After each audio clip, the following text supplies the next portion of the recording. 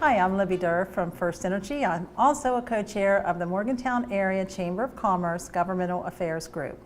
And I'm Dan Miller with Potesta & Associates. Libby and I are members of the Chamber, and we'd like to introduce to you the candidates that are running for election this legislative session. The Chamber does not promote the candidates themselves. We don't endorse them. We promote the policies. And so we're here to help you understand where the candidates are standing on these policies. We're actually presenting this as a public service to you as a voter. So we want you to sit back, enjoy the show, and we also want you to remember to go out and vote. So sit back, enjoy the show, enjoy.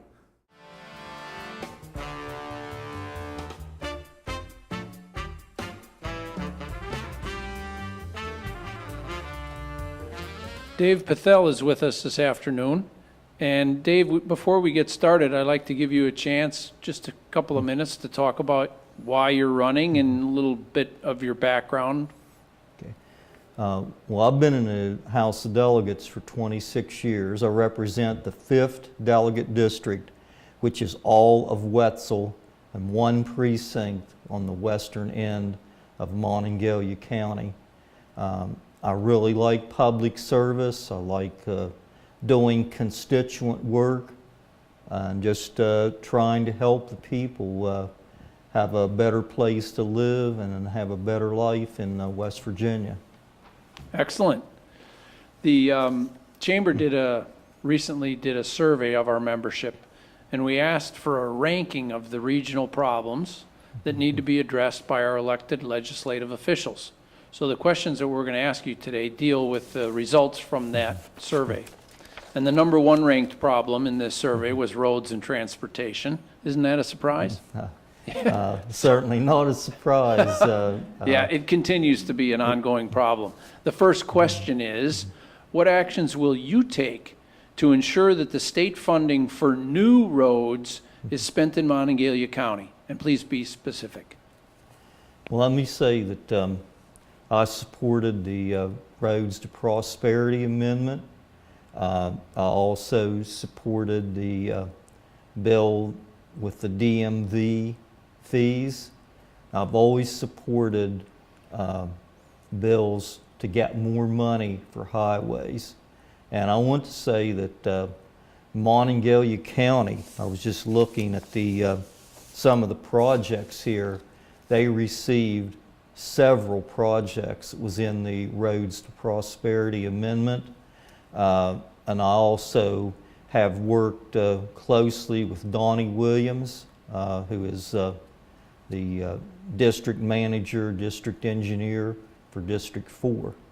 But I must also say, since I represent the one precinct in the western end of Monongalia County, I'm very disappointed with the condition of Route 7. I can honestly say that Route 7 is the worst primary road within the 5th District. And I would ask that anyone who questions that to drive from here and Route 7 all the way to the Wetzel County line. But that's just some of the things that I have done to help get more money for roads and for transportation. Very good. And the follow-up to that is very similar. What actions will you take to ensure the state funding for maintenance of roads is spent in Monongalia County? Well, that's a difficult question. Monongalia County is in District 4, and based on the 2015 funding, that was the latest funding that Mr. Williams gave us when we had a meeting with the transportation officials in District 4. But their district funding at that time was $29,168,000.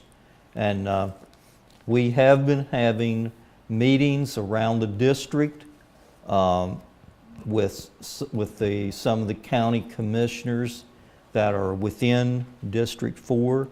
And Mr. Williams has told us that we need more money in order to go about implementing the core plan, which is ditching, mowing, general maintenance, like needs to be done.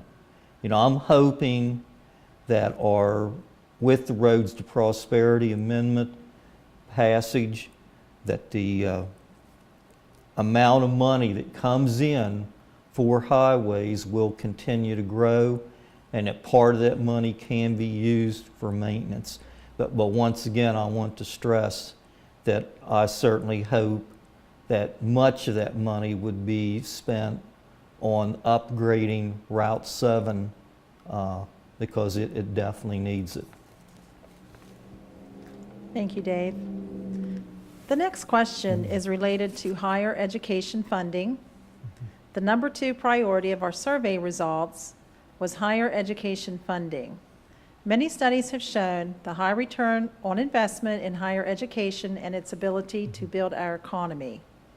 Question number 3 is, what actions will you take to improve and preserve funding for higher education in West Virginia? And please be specific. Yeah. Well, let me say it. I've always supported revenue measures not only for public education but also for higher education. It's very important. As you probably know, Governor Justice has this Blue Ribbon Commission task force that presently is looking at the funding for higher education for the four-year institutions. There isn't any conclusion on that yet, but I'll be looking at the priorities that they have once that Blue Ribbon Commission report is finished and the four-year institution presidents come to some sort of conclusion, because right now I don't think that there's total agreement on that. And I also believe that the community and technical colleges should be involved, which Governor Justice has said that they will be involved in the future. But I believe that our community and technical colleges are also very important.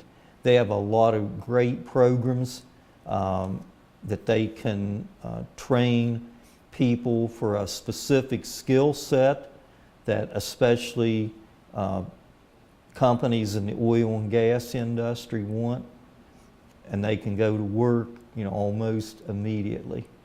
So that's what I'll be looking at. Thank you. Next, we'll discuss tourism funding. Tourism has a major economic impact in the greater Morgantown area. Although we locally continue to see positive tourism trends, a priority is to capitalize on tourism's 8-to-1 return on investment in our community. Question number 4, what can you commit to do to help pass 2018 designated House Bill 4431, legislation that would set the ground rules for the creation and supervision of the Mountaineer Trail Network? I know that's a very important bill, and I'm one of the co-sponsors on that bill. I talked with Delegate Statler about that bill last year, and he asked me to go on it. We almost got it through last year. It was really close. There were some amendments that didn't get ironed out, so we ended up not passing the bill. But I look forward to, if I'm re-elected, being a co-sponsor on that bill again, and working hard, talking with other delegates to try to get it passed. I believe it's very important for this area. It could have the same effect like we have with whitewater rafting and some of those projects in southern West Virginia. So, I'm all for it. Like I said, my name is on the bill. Very good. And before we let you go, we'd like a final question that would allow you to express your personal priorities or things that you think are really important in this upcoming election. So you could share that with us now. Yeah. One of the things that I've always taken pride in trying to be fair and balanced in my voting and looking at legislation. And I know that this is the Morgantown area chamber that's doing this. But the one thing I want to say that the West Virginia Chamber of Commerce rated all of us, all legislators in the House and the Senate for the past 4 years. This past 2 years, the 83rd legislature, and you probably know it, I'm a Democrat. Among the Democrats, I had the highest jobs-friendly rating of over 61% rated by the West Virginia Chamber of Commerce. And the 2 years prior to that, I was over 65%. So I really do try to be fair and balanced. I believe that that's very important, and it's important to me that we get more jobs. I know that the Morgantown area is blessed that they have, several jobs. There's a lot of areas of the state that really need good paying jobs with benefits, and I'm all for passing legislation that will help ensure that. Very good. Well, thank you for coming in today. Thank you very much.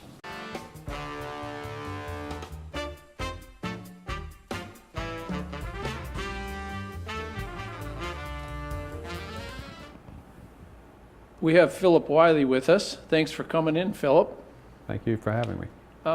Before we get started with the questions, we'd like you to just give us a very brief background on why you're running and a little biography on yourself. The reason I'm running is I think the voters need a choice no matter what. And the incumbent and I, we get along good. I think he's done a fairly good job. But there's some issues that we kind of differ on our opinions on.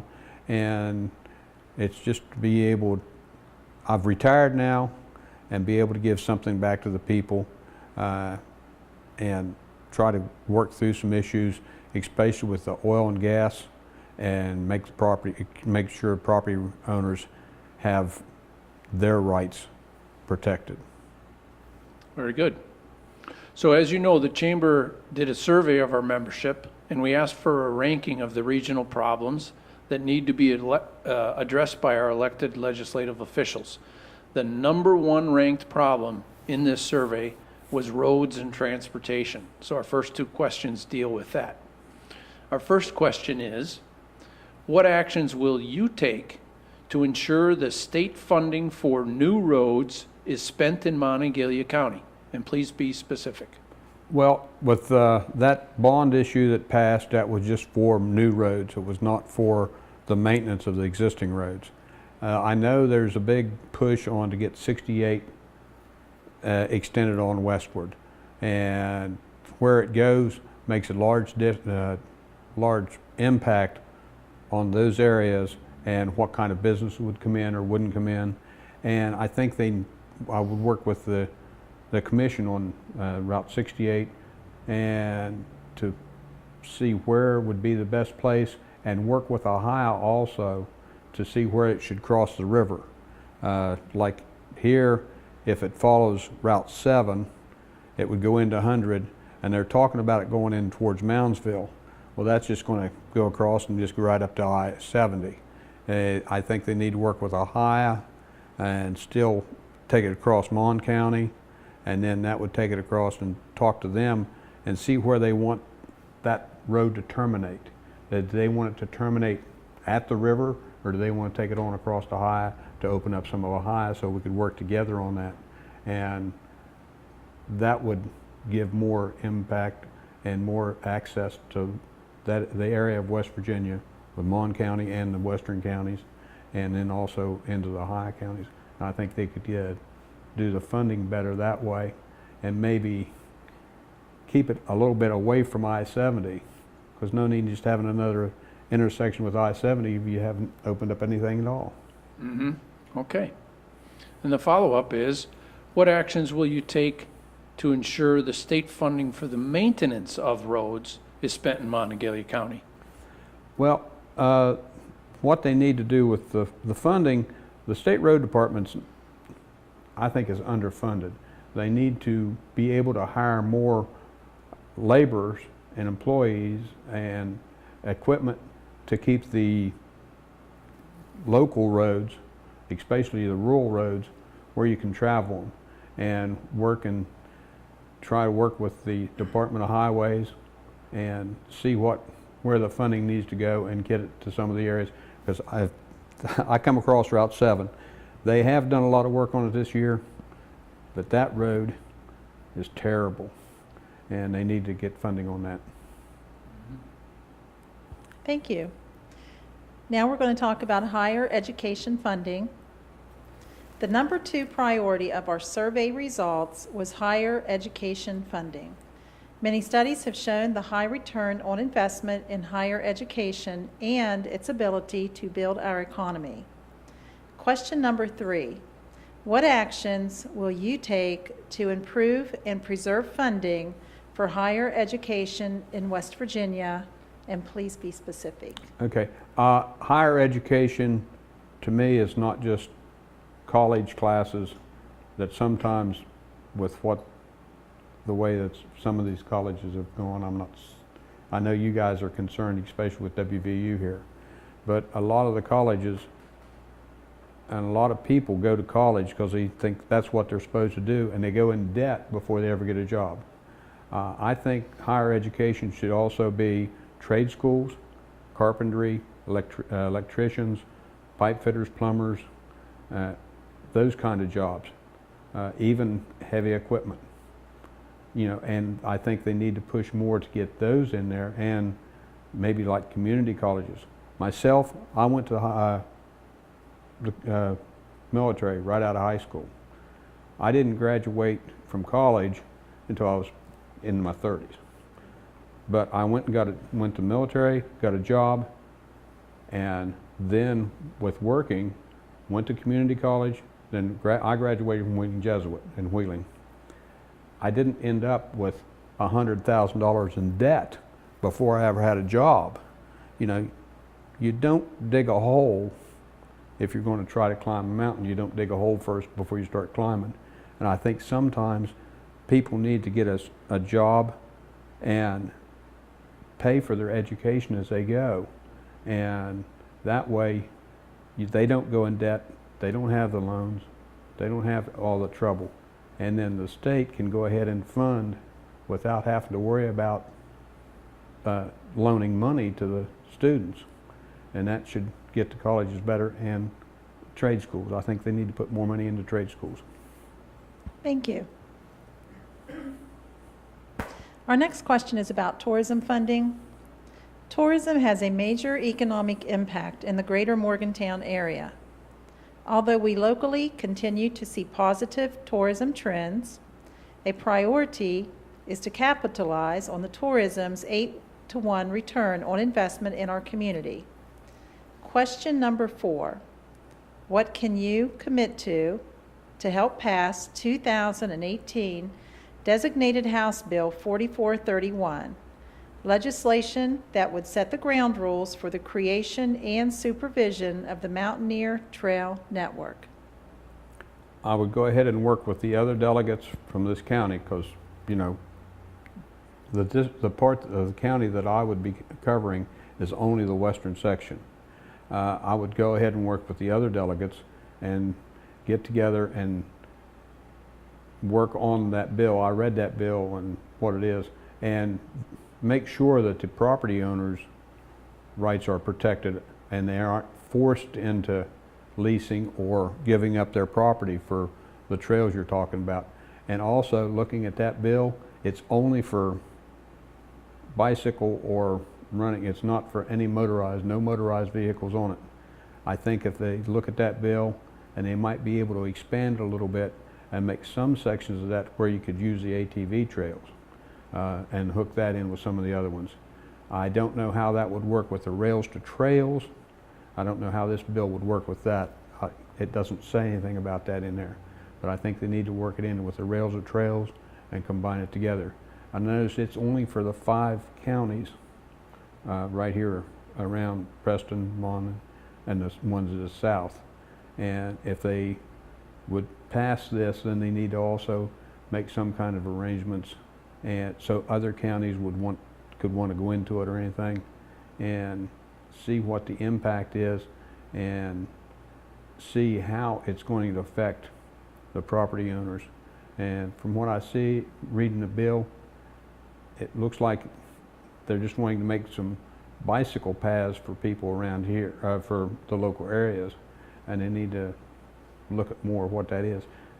From what I read of the bill, I don't know a lot of the specifics about how they're wanting to do that. Okay. Before we let you go, we've got one more question that deals with passions and priorities, so Okay. you can address that for the upcoming legislative session. Right now, it'll be my first time down there. It's going to be different for me. It's to get in and get my feet wet and work with those people. The passions is to work for all the people and of the county, of the district, and for the whole state. And also to combine and work together the people and the businesses. You can't have businesses without people, and you can't have people without business, and they have to work together. And try to get people start to work together instead of everybody at each other's throats and everybody wanting everything and at the expense of everybody else. It has to be worked together. Well, Philip, thank you for coming in today and Okay. sharing your views. Thank you very much. Thank you for having me.